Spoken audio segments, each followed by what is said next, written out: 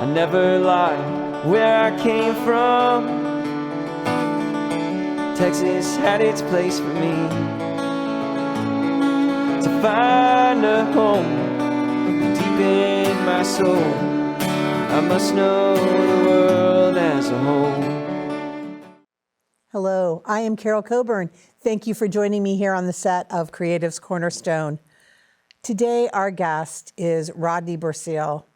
Now, Rodney is I almost want to call him a photojournalist, but that's not right. But the Some days. the reason I want to call him that is because it's so much more than photography. It's so much more. Rodney, welcome to the show. Thank you. Oh, so happy to have you here. Good to be here. What is the last adventure you just came off of? I know you were gone. Yeah, I just got back from Dominica down in South Caribbean. It's Oh, that sounds rough. yeah, it's kind of funny booking it because there's Dominican Republic and Dominica, and they're two completely different things. So you have to be careful when you're booking your flights. Wow. So what were you taking pictures of down there? That's the sperm whales. There's a year-round. Well, there's like 30 different pods that live there year-round. Wow. And the sperm whales are like they're very similar to elephants in the regard that they're a matriarchal society, and all the females stick together, and then when the males get to a certain age, they kind of boot them and they go off. And they're the ones that when you see them in other parts of the world, it's typically the males because the females kind of stay in one place. Stay where they are. So they're there year-round. So I don't know if you can gather this, but I believe the majority of the artistic photographs that you take are wildlife related? No, I'm all over the board. You really are, because I have seen some amazing, almost, I don't even know what countries. You are literally everywhere.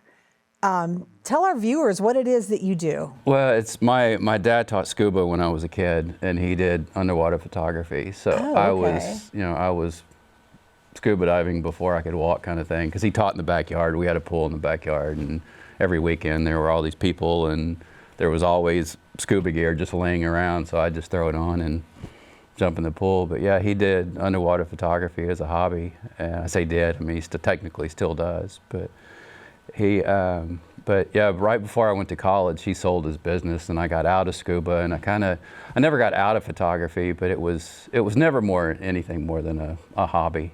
You know, it wasn't anything I was trying to pursue. I just loved doing it. And I guess about 20 years ago, I was, still dabbling in it, and friends of mine would just see my photos, and this was when you still developing pictures, and right, actually developing pictures. Yeah, and somebody said, you need to pursue this, and I, slowly started doing more, and I had a bunch of friends in the music business, and I started doing stuff for them locally, and somehow that just grew, and I'm photographing musicians in Wimberly, Texas, and then next thing you know, I'm hanging out with ZZ Top and all those guys. I've seen the pictures. I'm like, wow, Rodney. Yeah, it wasn't a plan, but it just kind of happened, and where I am now, I never dreamed or had a plan of traveling the world and taking the photos I am and running a gallery and doing. But yeah, it all happened, so I just ran with it. That's incredible. So there wasn't really a defining moment. You've just always done it. You read these stories of other photographers, and there was that aha moment. So and so bought me a camera, and or whatever. Right. And for me, it was just always part of my life, and wow, how blessed. Yeah. I mean, I don't know, just be living your dream life happenstantially. I mean, I don't think that's a word. It is now. Thank you. I'll take that. Yeah, every word had to, came from somewhere. So when did the travel enter in? I understand the pool in the backyard. I understand, okay, well, I'll take some shots at this concert, or a few, backstage pictures, or so-and-so was spotted in town, I can grab my camera and go. But when did you begin the travel part of this? Same thing, same story. My dad was teaching. He ran trips, and the main one every summer. We went to the Cayman Islands, and that was when it was pretty much a undiscovered island. I don't even know how he came across it, but we found an old pamphlet from the 70s when he first started going down there, and it was talking about the annual tourism, and it was like 400 people a year were going to the Cayman Islands. And when we'd go, we would have to take everything. We took all of our scuba, not just our basic scuba gear, but our tanks and our weight belts, and we had to take coolers of food because there was nothing there in the tourist industry. It didn't exist. So, and that's why I get so irritated now when I fly, when you're so restricted on what you can take. Because back in the day, we were literally shoveling scuba tanks into the plane, and we've learned a lot since back in the day. We've learned a lot. We've learned a lot about danger. We've learned a lot about risks, and we've learned, But it's got to be nice to, I realize that you're very familiar and comfortable with your own equipment, but it's got to be nice to not have to be a pack mule. Oh, of course. Yeah. I look back, because I was just a kid, back then, and, watching my dad and all his buddies just, bag after bag after bag. And, you don't really think about it much then, but that's why I love going to Africa, because it's so you have to scale down, because these the little the puddle jumpers, having to scale down. You're limited to 30 pounds that you can fly with on the small planes.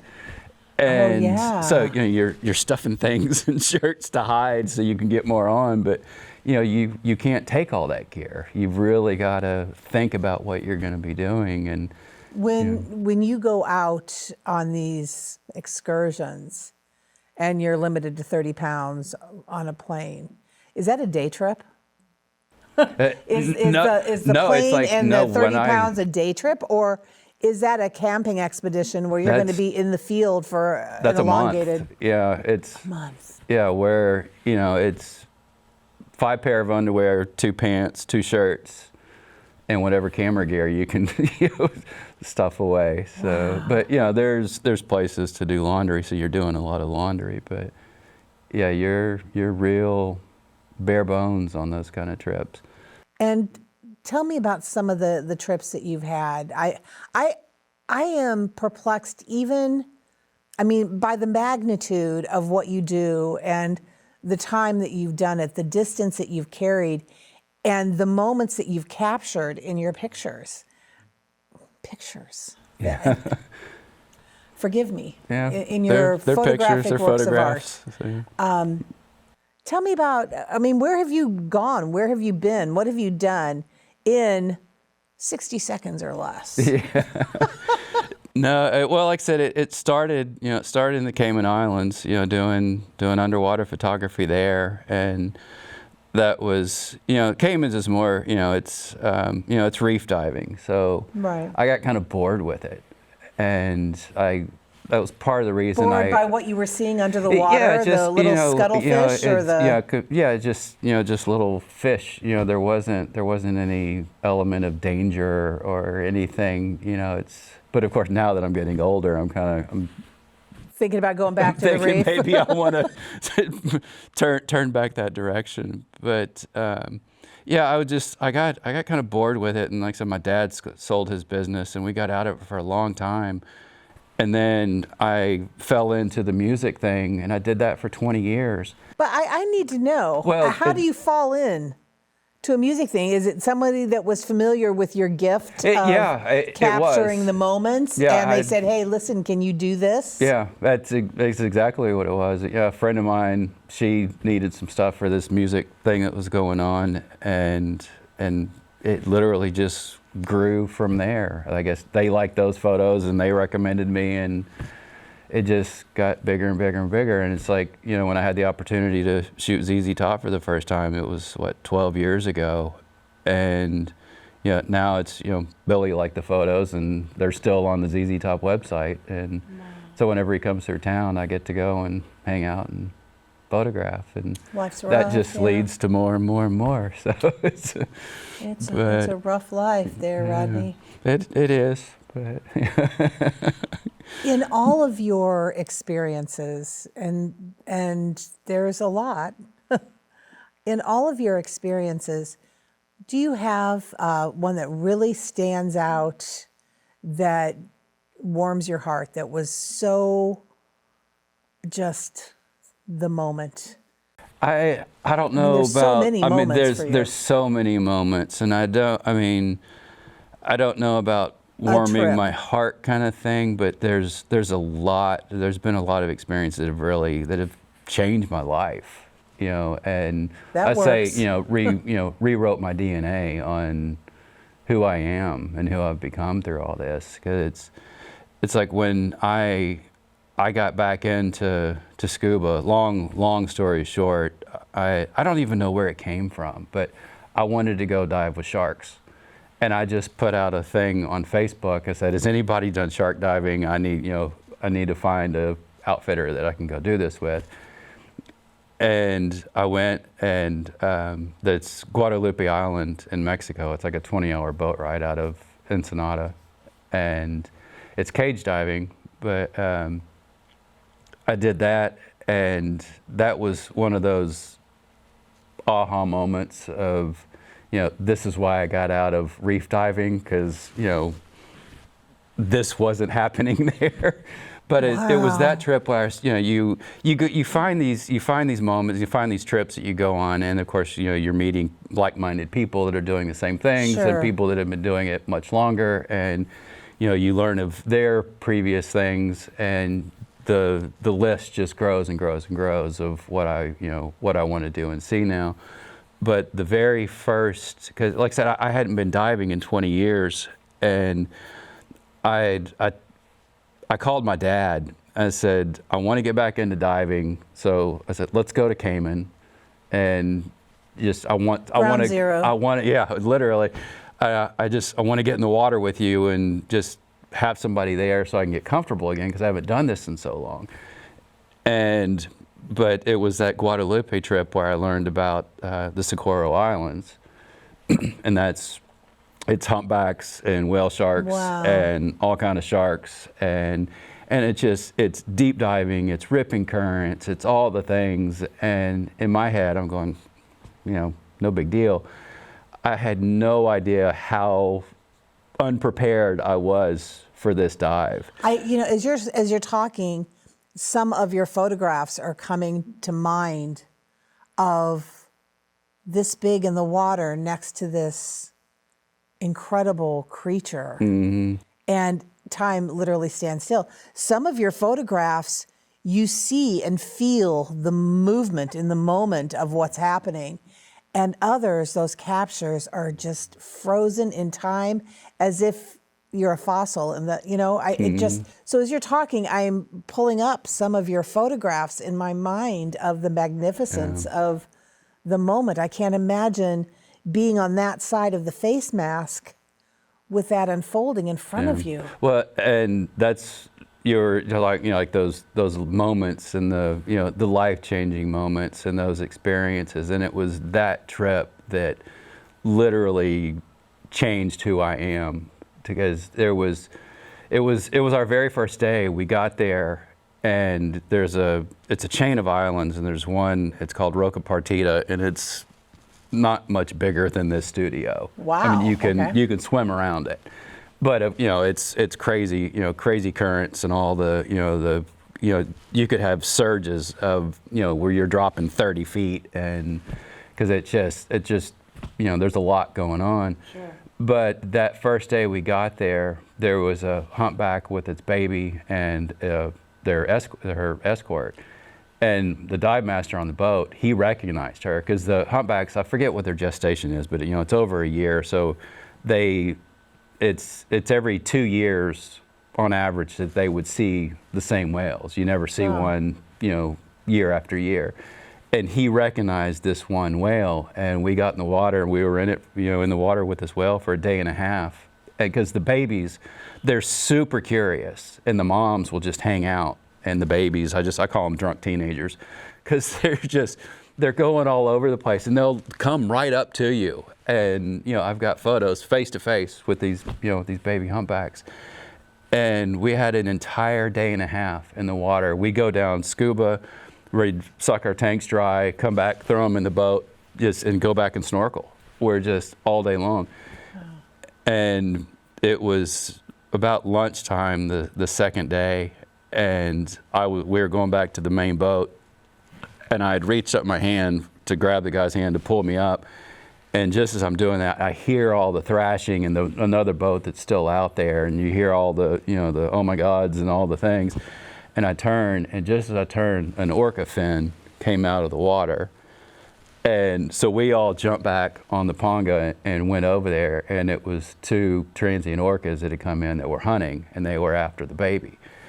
So that was my first experience back in the water after not scuba diving for I have 20 goosebumps on top something of years. goosebumps hearing that. So yeah, so that was the moment that, and I'm not a writer. It's writing is difficult for me. Just putting together a story to make it interesting, and that was just one of those that I wrote the story, and magazines were buying it and wanting it, and right. it just flowed off the page. I don't even think I wrote it. It was just my hand was just moving to tell the story.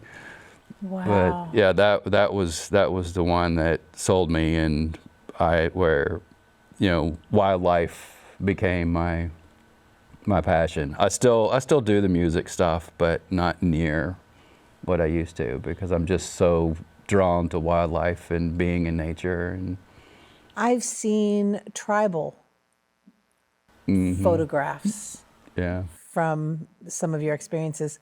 Were you there to photograph the wildlife or the native life? No, that was the, of course, when you go to, Of course, that native life is kind of wildlife, at least to us. well, they're part of it. It's like the Maasai. They're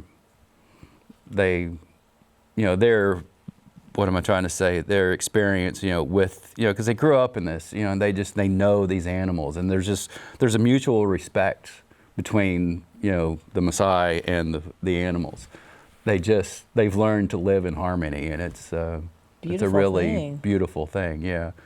Wow. And you were explaining at one point, part-time, at one point in time, you were saying something about the face paint and the paint that they were putting on.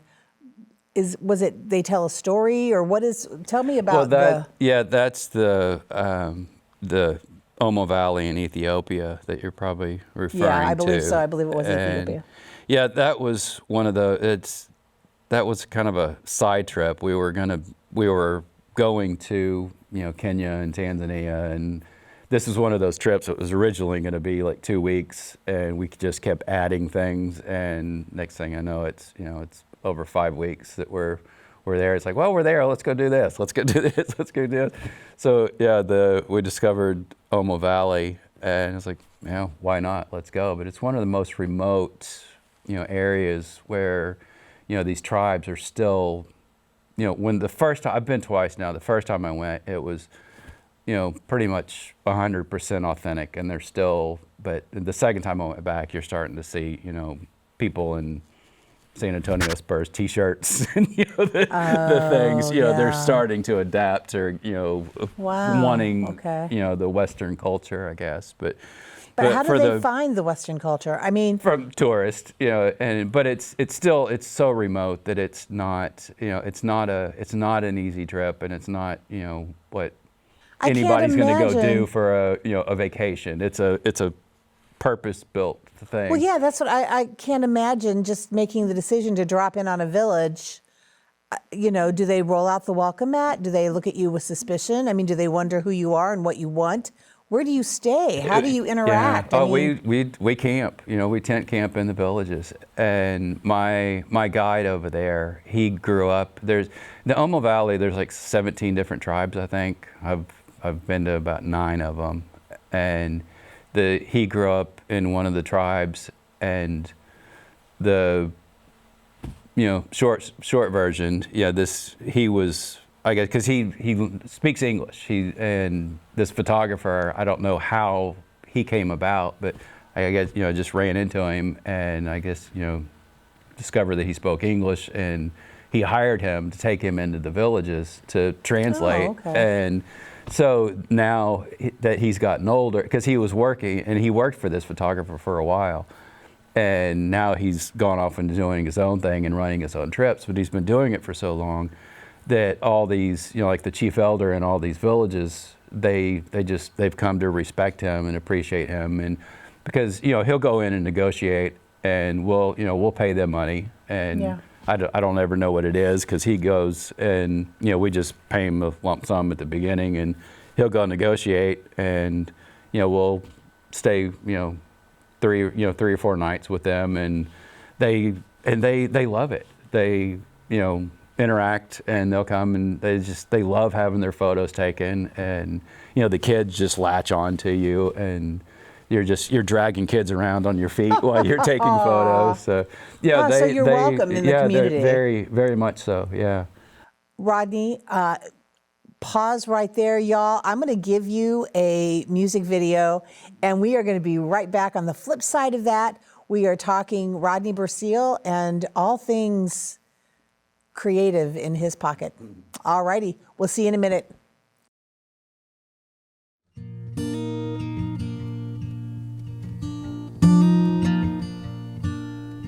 Dad, when are you gonna come back home?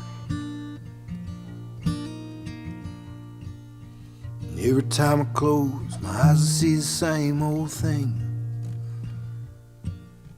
A little tiny house on the corner of Glowing Star Quick Stream.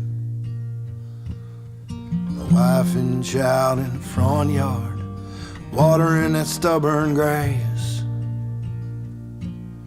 Yeah, every time I close my eyes, I see the same old thing. The years been tough, but they roll by oh so fast. Each one quicker and a little bit hotter than the last. There's times when I wondered if we'd make it, but then I know we will. Yeah, the years been tough, they roll by oh so fast. Life is hard, we live off song.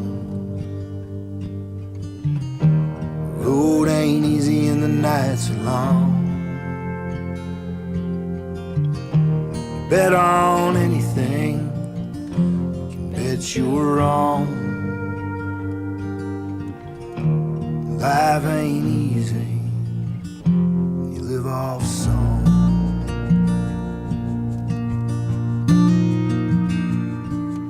The son says, Daddy, when you wanna come back home? Me and Mama were just sitting here all alone. He wants to know how the gig's been, if they're treating me right. The son says, Daddy, when you gonna come back home? Boy, I wish I was sitting with you tonight, instead of this cold dark room where the crowd just don't feel right. You know, I think about quitting and coming home. Boy, I wish I was sitting with you tonight. Life is hard, live off song. Road ain't easy and the nights are long. Bet on anything, you can bet you're wrong. 'Cause life ain't easy, you live off song.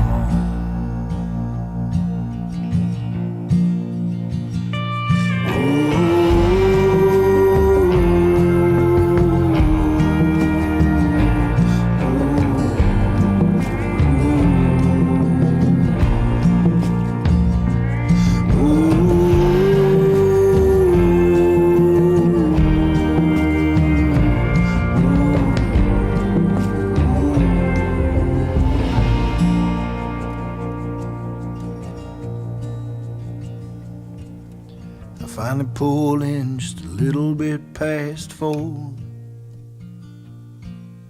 The weight of the road rolls off as I walk through the door. Kiss my boy on the forehead and I thank the Lord. Finally pulled in just a little bit past 4. You know that first morning home, breakfast never tastes so good. The over easy eggs and the bacon cooked like it should. My boy's got syrup dripping from his chin, and my baby, she's humming a tune. Yeah, that first morning home, breakfast never tastes so good. Yeah, that first morning home, breakfast never tastes so good.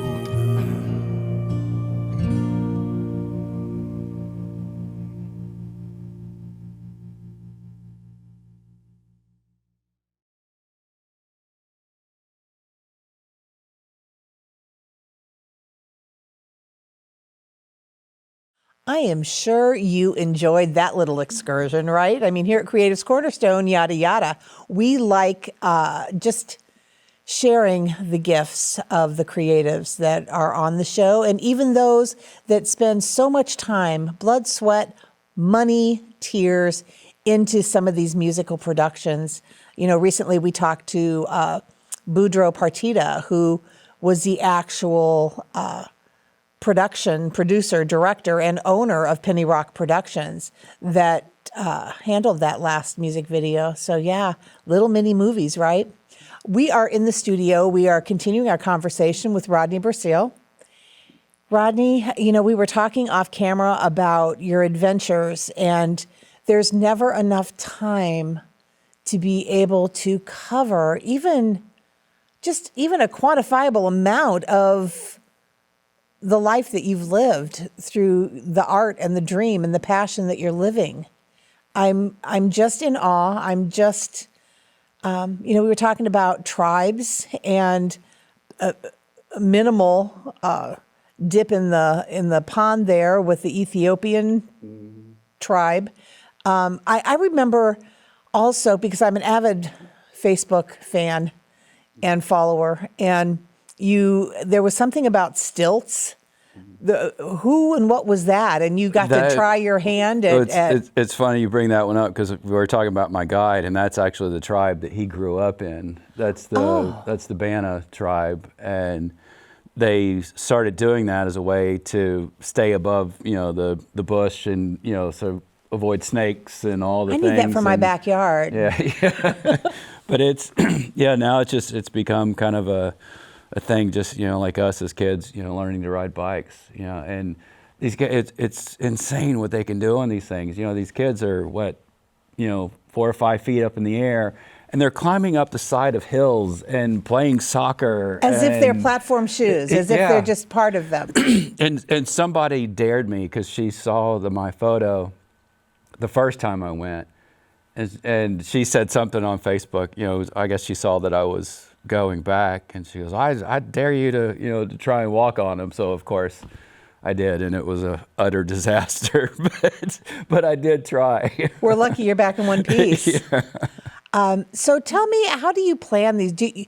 How many trips do you take a year, and how do you plan where you're going and who you're seeing and what you're taking pictures of? It all depends on what the trip costs, what I have going on. But I just hear of things, and something comes up, or somebody will call and say, hey, I'm going to do such and such, do you want to go? And if I can get away, I will, and usually I'll find a way to get away. But when I talk about you, when I attempt to describe the beauty of your work, I say, there's a lot of different photographers out there. There's a lot of different, but you are the one that's laying in the sand, catching the droplets of water coming off the wild Mustang's hooves as they run through the surf. Tell me about this. Was it Mustangs? I don't even know if it was Mustangs. No, You know. that's the Camargue horse. It's in Okay. France. It's down on the Mediterranean. It's all marshland that's fed by the Mediterranean down there, and it's one of the oldest breed of horses in the world. Wow. They said that their lineage goes back about 7,000 years, but it's the area is called the Camargue, and it's a Camargue horse, and they're indigenous to that area, but And they're wild. they're just- semi-wild. The cowboys over there, they call them guardians, and they I like that. yeah they keep an eye on them and take care of them, protect them, and they'll go and round them up and run them.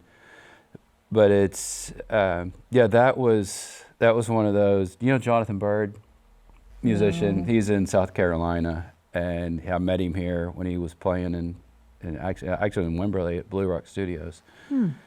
And we became friends, and he lives there near the Outer Banks, where the wild horses are there. And he had invited me to come over and photograph them. So I started doing research on them, and because I was going to go. Yeah. And in this research, I just stumbled across the Camargue horse, and I've now been to France 5 times and still haven't made it to the Outer Banks, which is just down the road. So majestic and so beautiful. The pictures that I've seen that you've taken. They're such amazing horses. They're adapted for that area. They're a shorter, stockier horse. They're like very. 14 hands, and they've got the big hooves to Yeah. get them through all that muck and mud. But they're wild, semi-wild, but they're such gentle horses. I mean, they'll just come right up to you and nudge you. And I've got a photo that somebody took of me that I'm covered in horse saliva because they're just licking me. And Oh my it's gosh. Gentle giants. It's such a cool experience. That is amazing. And how long is a shoot like that when you go and do that? That's one of my easier, shorter ones. That's usually about a week. Because relatively speaking, France So is that an is a- easy place to get to. And Migratory, that isn't contingent upon the time of year. no, they're there obviously year round, Right. but there's better times of the year to go when the marshes are full. Right. Because in the summer they'll dry up, and right now, the last time I went, they were even in the good time, they were in the middle of a drought, and global warming was really affecting things over there. So some of these areas that were some of my favorite places to shoot, you couldn't even shoot because the water was gone. Wow. Wow. So is there a time of year is there a time of year or a trip that's dedicated to water versus desert versus safari type living? I mean, just whatever you're feeling? yeah, it's whatever I'm feeling, and of course, there are a lot of things that are migratory. Like I go to Tonga. It's near Fiji, and it's where the humpbacks come in to breed and birth. And it's one of the few places in the world where you can get in the water with the humpbacks, and it's still very restricted, but you can at least experience that there. But that's only that's in, I think they start coming in there it's like September, and they're there for 2, 3, 4 months. Okay. So there's that kind of thing, but and then like the horses, March and October are the best times as far as water level goes, to get that. But you can go year round and find them, but if you're looking for a certain shot, and then Africa, I prefer the dry season because I like the dusty, barren thing. So not the rainforest or the Congo type of... The first time I went on purpose the very tail end of the dry season, so it would be super dry. Right. And all the rains came in early, and everything was lush and green and beautiful, which was is great. But that wasn't what I was looking for. But I still made it work. And then on top of that, the animals, when it's rainy, they disperse because there's plenty of food and water everywhere. Right. And when you're in the dry season, they congregate at the watering holes, so right. you've got more opportunities Sure. to capture. More bang for your buck. More. Exactly. Yeah, more focused. So you've paid reference to Wimberly. Is it my understanding there is a rhino named Wimberly? Tell me Yeah, what is the that story was there? the first time I went to Africa. We did Kenya, Tanzania, Ethiopia. I think that was it. But I saw one rhino the whole trip that I was there for 5 weeks, and it was a speck. I had a 400 millimeter lens, and even in my camera, that rhino was still a speck. That was as close as we got. And I'd asked, and like everything, I just, I didn't realize how endangered they were. And so the second time I went, I purposely built it around wanting to, to see rhinos. But in that research, it's when I learned about Najin and Fatu, who are the last 2 northern white rhinos on the planet. Wow, There's, there's northern whites and southern whites and black rhinos. And the northern whites, there's literally only 2 left. And they're on the Olpejeta Conservancy in Kenya. And it's one of the larger conservancies, the larger congregations, I guess, of rhinos, because that's one of their, main purposes. And so I forget the numbers that they've got there, but they've got, the southern whites and the black rhinos also. And so when I learned all this, I came back and I did a big fundraiser, and we raised, several $1,000s, and I donated it all to the Conservancy. And from that, they let me adopt a baby southern white rhino. Aww. So we named her Wimberly. And in fact, when all this started, they said, do you want a male or a female? And I said, well, I'd prefer a female. And because the whole process, of her coming up and then having a baby and following all that. And so they got back to me and said, well, right now we only have males that are available to adopt. And I said, well, that's fine. And so then about a year later, they messaged me and they said, we were finally able to get a little bit closer and observe, and we've discovered that Wimberly is a girl. I almost started crying. Yeah, oh my It was gosh. just one of those moments, and and now it just, she feels like she's mine, and it's my baby, and in fact, I just got an update from her like 2 days ago, and she was born on New Year's Eve, so this New Year's Eve she's turning 5, and how special. Yeah, and I think it's about 3 is when they separate from mom and go off on their own. And she's done that, and the mom has already had another baby. And so they're, it's a very successful program. And, but yeah, they said that she's becoming one of the more dominant females and one of the most sighted rhinos over there. Oh, wow. So I've got so I continue on and raising money, and I'm wanting to, because they reach sexual maturity about 6, and so she's about a year Close. away. Yeah. So I'm saving the pennies now, and I'll do another big event. And when she has her her first, I want to hopefully be able to adopt that one. And so we're working on a name. So if anybody's got any ideas. Excellent. Oh my gosh, that's so fun. Now, our time is coming to a close, and there's just so much more to know about you and the stories that you tell.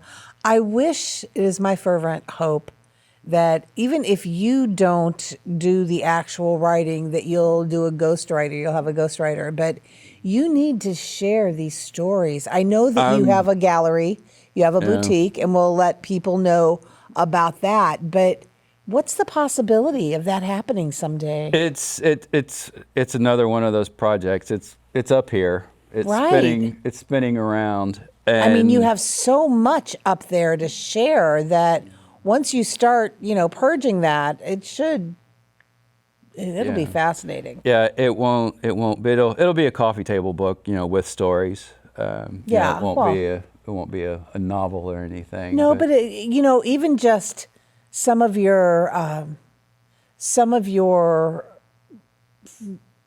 photographs and the stories around them is what's so thrilling and amazing and fascinating. And I feel like we could do a 6-part series on you alone, just hearing about your adventures. What are you doing next week?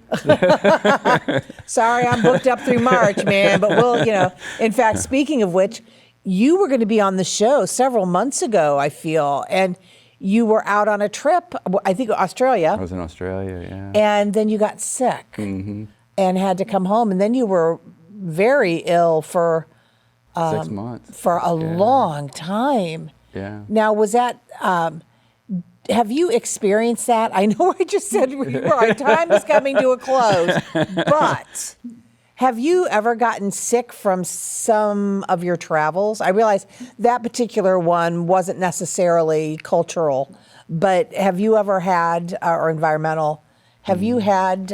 Not terribly. I mean, There's so many places people won't even drink the water like I at. probably yeah, I mean, like Ethiopia, because we're, like I said, we're tent camping and we've got a local cook that's preparing our foods, and the hygiene isn't the best. So it's, or not, is it? That's personal, but it's just the. They're just, they're cleaning the utensils in the river and that kind of thing. Well, and there's that whole, immunity thing, people build up immunities. Yeah, and I have a very weak immune system, so I shouldn't be doing some of the things that I'm doing, but, That comes in, that's all about the later in life and rethinking your, your stuff. Tell our viewers where they can hear about you, see you, meet you, see your photos, your gallery. Yeah. You've got one in Wimberly and I believe one in Austin. Will you share with the viewers? Yeah, I've got a gallery in Wimberly. It's just right off the square. It's just Rodney Bursiel Gallery. It's a small little space, but I've somehow got 50 photos in there. And not even just photos. You've got things there that people can actually purchase from your travels. I've got some of that. I don't have as much as I used to because I've tried to make it more about the photography. Absolutely, but and I it should be. I do still have. I bring things back, and it's funny because we were during the break we were talking about Paul Simon and. Hello, yes, that's another one. But he lives in Wimberley now, and we've actually become friends. Did you just call him out? Does everybody know that Paul Simon lives in Wimberley now? Yeah, I think it's a well-known thing. Pretty much now. Given, yeah. But I brought a bunch of stuff back from Ethiopia, and I've got drums and clothes and bells and just. I don't know how I got all this stuff back through customs. Yeah, right. But I don't have as much there as I used to because I'm running out of space. But I used to have a table and it had all this stuff on it. And Paul came in the gallery he picked up this drum, and it was actually a drum I got from the Pygmies in Uganda. Wow. And this is this tribe is on their way out. It's kind of like the Native Americans here. They were. Kicked off their lands, and they're going through the same thing, and they're just kind of diminishing as a people. But I got to spend some time with this tribe, and this lady that had the drum, she let me play it. So then my guide, I asked him, I said, can isn't it be possible I could buy this from her? And she sold it to me. Oh. And so I've got video of me with this tribe playing this drum, and then I had it there, and Paul's looking around, and he's like, I'm going to buy this. I'm going, oh no. How do you tell Paul Simon that you can't buy it? So I was going, but I did. Did you let him buy it? No, I didn't. Oh good, I'm so glad. I think about that all the time when I see it now. It's boundaries, so funny. Paul. Yeah. Boundaries. Oh. Did I see you delivering something to him too? A large photo? Yeah, they added on to their house, and they bought several photos, and so I've got the Rodney Bursiel wing and the Paul and Edie house. So. So you, with these fundraisers that you have, you open up your gallery and it's basically a party. Mm-hmm. And you have music and... I do events, and that's the other thing is, the gallery, it's, I guess, unofficially a nonprofit, I guess. It's not a nonprofit, but everything I make goes to my, travels and research and bringing stories back and educating. Yes. I like, it's, it's like, the rhinos. There's such a huge- nobody knows that around here. So There's such a huge opportunity for the education and the life that you experience and live. I think it's wonderful. That again goes to write it, Rodney. I'm working I'm going to start on a it. campaign. I keep getting those little Rodney. nudges to get me to do it. So this is another one, but It's a lot bigger than yourself, and it's even a lot bigger than your adventures. It's a need to share. yeah. Because there's so many of us on this side of your lens that can't experience those things but through you. Yeah. And folks, please believe me when I say that it's a must to go to the Rodney Bursiel gallery to see his work. It's just so beautiful.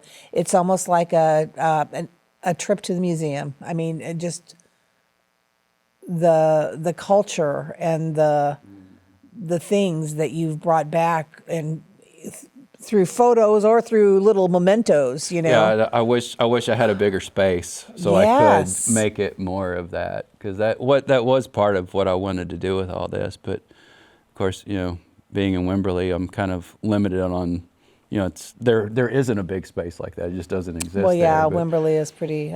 And to come do it in Austin, I can't afford it. So I do have a space here. It's a friend of Where's mine. that He's at? a Yeah. hat maker, and it's at Troubadour Hats. He's over on East Cesar Oh, Chavez. I know where that's at. Yeah. Mm-hmm.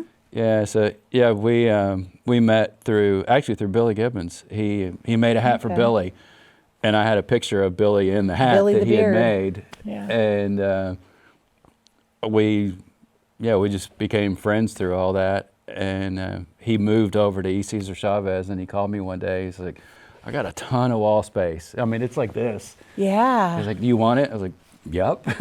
Yay, So yeah. got I go I've got a past ton of that every stuff over Sunday. there. Yeah, stop by there. And Yes, take a look. absolutely. Oh my gosh. Rodney, it has been such a pleasure. Do you have a Facebook or anything? If people want to follow your adventures? I'm on and- Facebook, but Instagram is better. Okay.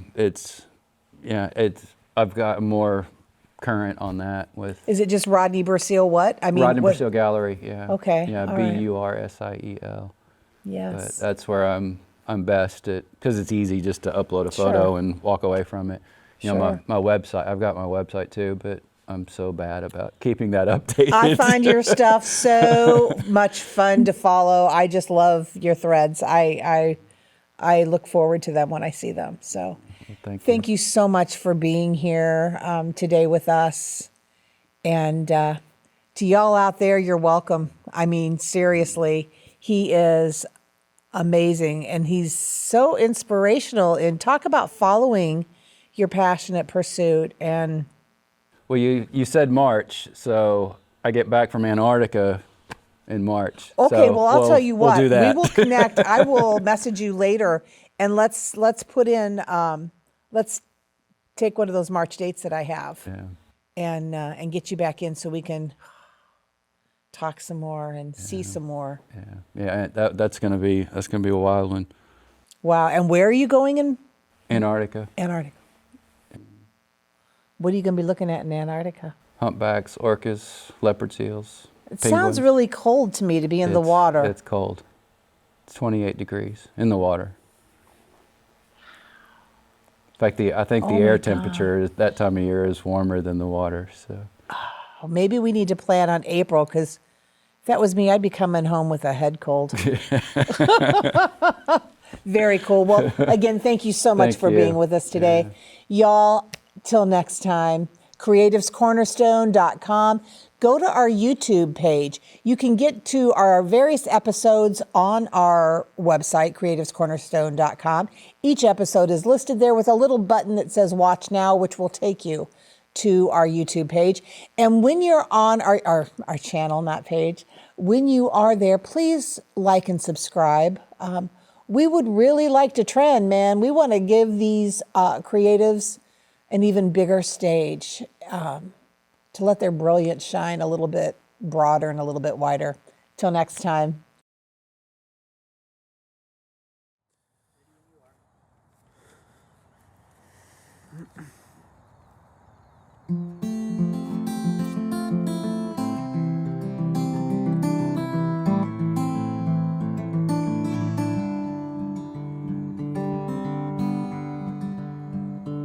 I don't know your sister's names yet, what your hometown looks like.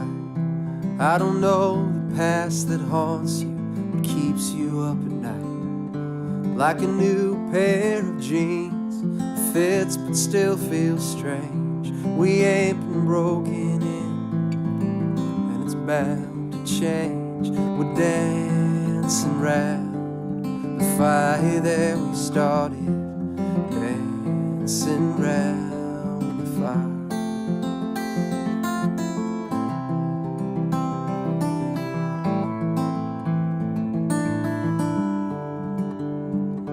You don't know about my temper, if I take it too far. You ever wonder why she left when you're lying in my arms? Yeah, I've snuffed out a few sparks, been dragged across the coals, saw good love turn to ash, so there was nothing left to hold. Now we're dancing round the fire that we started, dancing round the fire.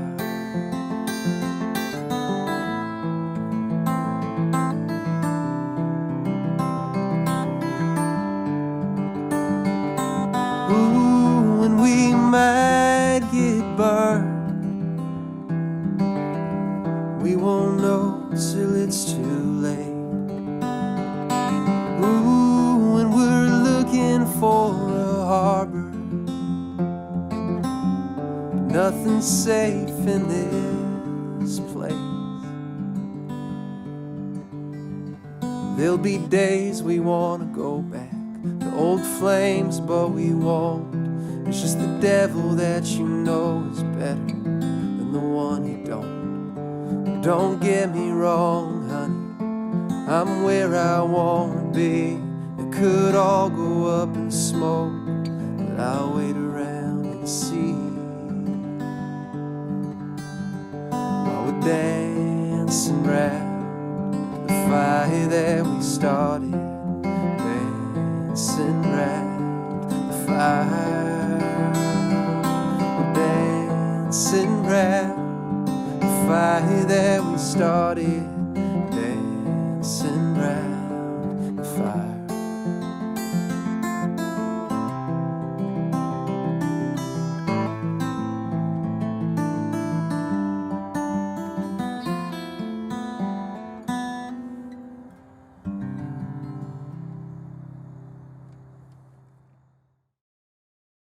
Hey, storm's coming.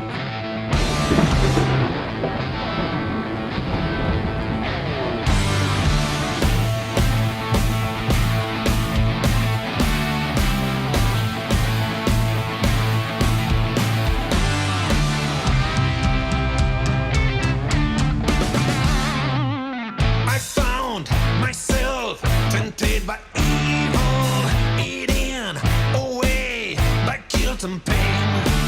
I sailed my soul through open waters. A storm was sent to clear my way. I almost died fighting for this life. It doesn't matter how much it hurts. It doesn't matter how dark it gets. It doesn't matter how bad it goes. You cross through this divine storm. It doesn't matter how much it hurts. It doesn't matter how bad it gets. Going on too long. You cross through this divine storm.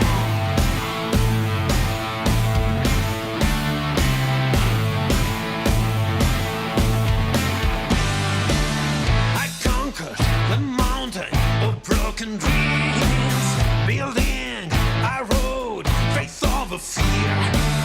I turned my wounds towards the wisdom, taking the force right from the storm. I almost died fighting for this life. It doesn't matter how much it hurts. It doesn't matter how bad it gets. It doesn't matter how bad it goes. You cross through this divine storm. It doesn't matter how much it hurts. It doesn't matter how bad it gets. Going on too long. You cross through this divine storm.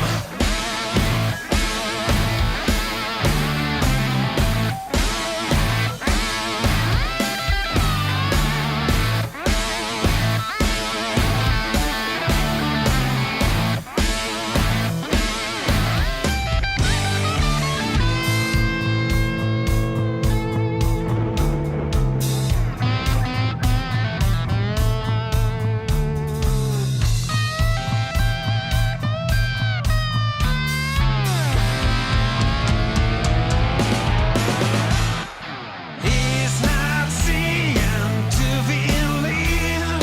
He's believing when you see. Reaching strong to reach the shore. And don't forget to rock and roll.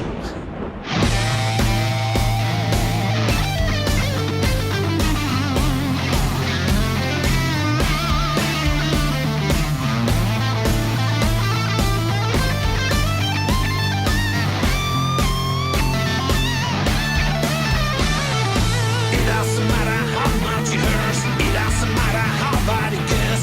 It doesn't matter how far it goes to cross through this divine storm. It doesn't matter how much it hurts. It doesn't matter how bad it gets. Going on too long. You cross through this divine storm.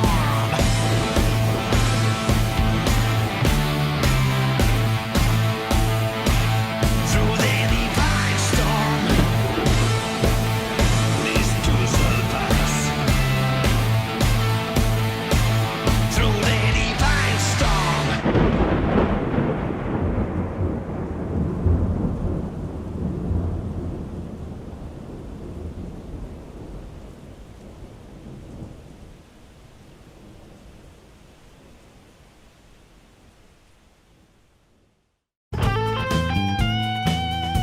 We hope your new realtor plays drums in a band. We hope your new dentist is its front man. We hope live music always makes you proud. Just don't call the cops if you think it's too loud. South by South by South by Southwest. We hope you'll like it so much you'll move here just like the rest of us non-native Texans.